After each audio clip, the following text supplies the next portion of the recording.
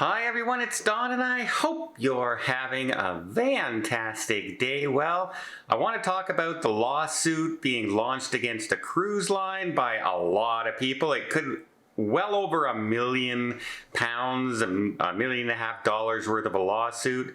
We have some bad news for some Princess Cruise Line passengers, but there's not a lot we can do about it.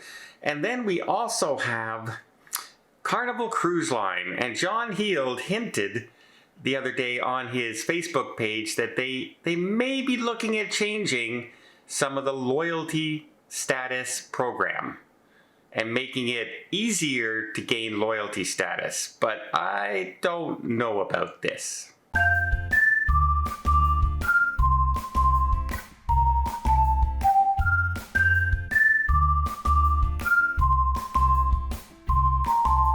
First off, you remember back a while ago, we talked about the Marella Discovery 2, a TUI Cruise Line cruise ship who was into 5 days into their 14-day Caribbean cruise adventure with a lot of British and Scottish passengers, and they put a note under their door in the middle of the night saying, guess what guys, your cruise is canceled because we have catering issues.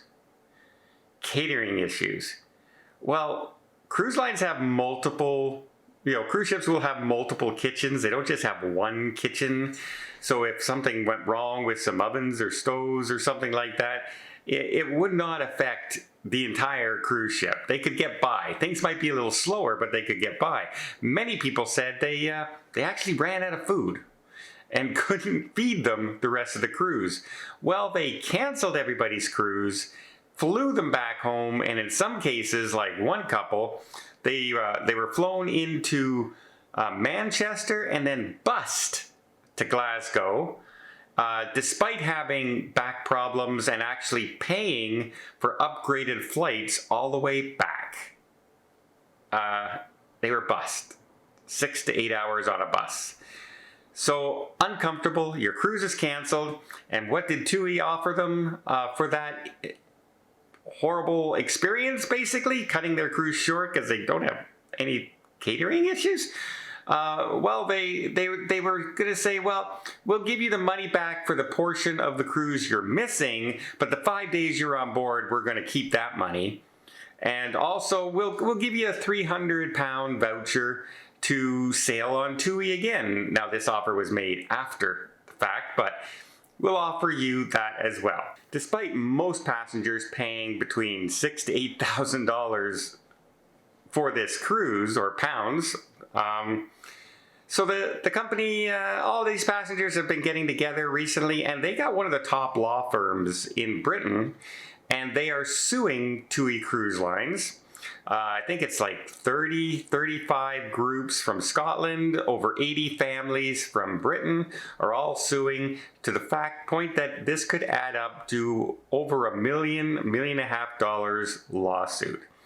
And basically all they want is TUI to pay for all the costs, pay for the missed flights, paid for the entire cruise refund, and maybe more, like perhaps 100% future cruise credit, because you canceled the cruise because you weren't able to feed the people in the cruise. And that's the only time I've ever heard of that happening for any cruise line ever. So we'll see where this goes. On the cruise line terms of service, there's all kinds of reasons they can cancel a cruise and don't have to give you an explanation. However, I don't think the excuse of catering issues will qualify as an unavoidable item, because if it's proven that they just couldn't get food to people, well, that's an avoidable item, and I don't know. Lawyers, you guys deal with it. Let me know in the comments, though, what do you guys think? Do you think just the first thing that I thought of when I heard that story was they're not giving them their money back? They're keeping almost half the money when you cancel the cruise in the middle, not because of anything going on, but you can't feed them? I said that was ridiculous, and I still think to this day that is ridiculous. Absolutely a ridiculous decision by TUI Cruise Lines. Well, we do have some people arriving back in port today on the Ruby Princess who are probably a little bit disappointed. They ran into some bad weather on their cruise. So bad, in fact, that 2 of their 3 ports on the 7-day cruise they couldn't get to. So they ended up spending 6 days at sea as opposed to 4 days at sea. And they're arriving back in Galveston today. That's not the only cruise ship for Princess that ran into problems. The Majestic Princess over in Australia, New Zealand also ended up missing 2 ports. One, I believe, was caused by a medical emergency. They missed Taranga. But then another one caused them to miss the weather as well. So it's going around. Bad weather is going to cause issues. Not sure if any compensation was offered to these passengers, onboard credits or anything. No reports yet have come out, but disappointing. But it's one of those things that, you know, you're not going to take a chance on trying to dock a ship into port in high winds. They're just basically a big sail along the side, and the wind just takes that ship wherever it wants to take it. And the higher the winds, the less control these ships have, and the larger the ship, even less control. So yeah, safety is always going to be first center of mind. It's just disappointing, that's all. But what might not be disappointing is the Island Princess. Princess in 2025 has just announced the openings of their world cruise, the longest one ever that they're offering. 116 days, 6 continents, 51 destinations. And if you're wondering what kind of price you're looking at, on average, say you're sailing in an inside cabin for the entire sailing. Remember, you can book portions of it sometimes, but if you wanted to do the entire 116 days in 2025, it starts at just under $20,000 per person US for an inside stateroom. And of course, it only goes up from there.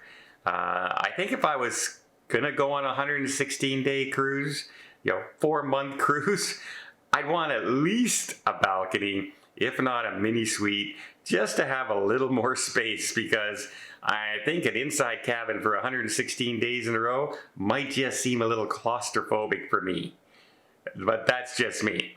A lot of people would rather save that money. And if you can get, say, an inside cabin at half the cost, and say a balcony would cost you $40,000, well, that's a lot of money you can spend during that 116 days. Well, we also have news coming out from John Heald, Carnival Cruise Ambassador, on his Facebook page when he answered a question. But before I get there, let me just invite you to hit that subscribe button if you haven't done so already. You want to keep up to date with everything going on in cruising, from loyalty program status changes, to missing ships, to lawsuits, to weather-related issues, to new ships coming online, to anything coming up cruising, from hints and tips and things that just might save you money and might make your cruise just a little bit better. Doesn't cost anything, and again, it really helps the channel out, and I really would appreciate it. Okay, John Heald was asked a question the other day on his Facebook page where somebody said, we get loyalty points right now for every day you spend on a ship.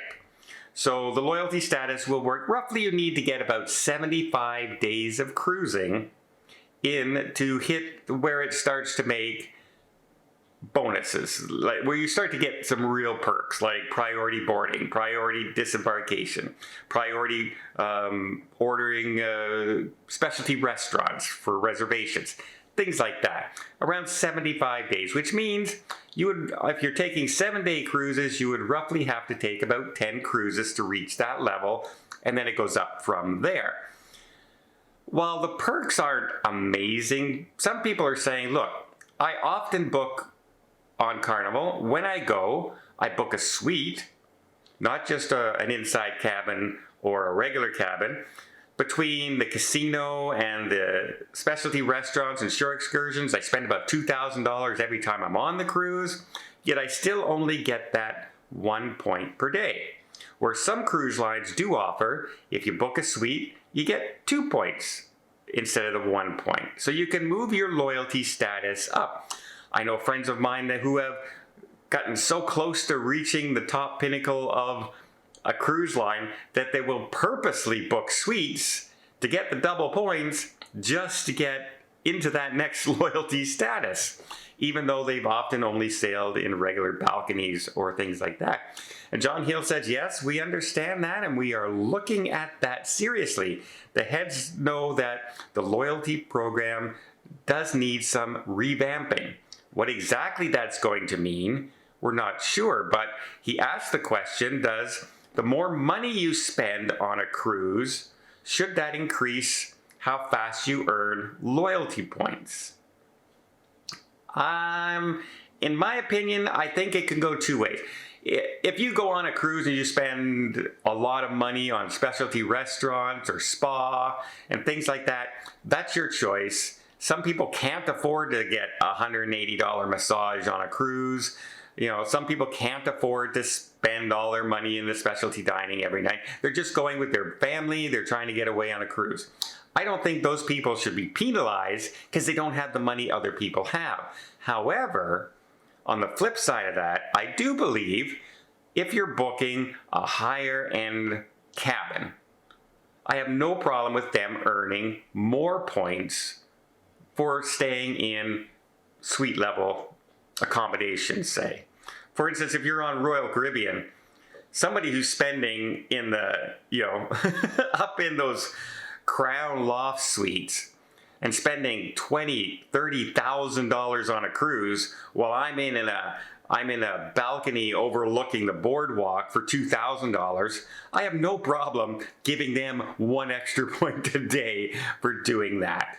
I think if they're spending that kind of money because those areas also take up more staff. They have butlers, they have extra restaurants they have to do, and it's all in there, but these people are paying big dollars for that experience. And I don't have a problem with that. However, just because I like to gamble and blow my money on, here's $10,000 in the casino on a 7-day cruise, suddenly I'm pinnacle status loyalty. I don't, even though I've only been on 1 cruise, it would not make sense. It's not, loyalty is supposed to be loyal to the cruise line, not how much money you spent on the cruise line. That's not loyalty, that's status. That means you're rich. It's simple.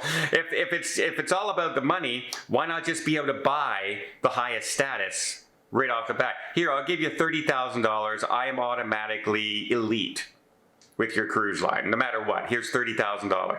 People have that kind of money, and I know people who would do that. But I don't think loyalty should be that. I think loyalty should be how many times you sail. Do you sail on that cruise line more often than other cruise lines? But as a little perk, the more you move up in the suite category and the cabin category, I'd say a junior suite above junior suite, say for instance, I'd have no problem giving 1 extra point because they're in that category. But that's me. Let me know in the comments down below. Do you think any of this? Do you think, if I spend an extra $1,000 in the spa and I spend $1,000 in the casino, I should earn somehow more points to loyalty because I was able to spend more money. I have more disposable cash than other people do. I don't know if that's a good thing or not. Like I said, some people would just go and buy the loyalty status because they have that kind of money. Well, I hope you appreciate this video. If you did, please give it a thumbs up. Want to see more tips, more tricks, more travel vlogs from around the world? Hit that subscribe button. Until next time, have yourself a safe and a great vacation.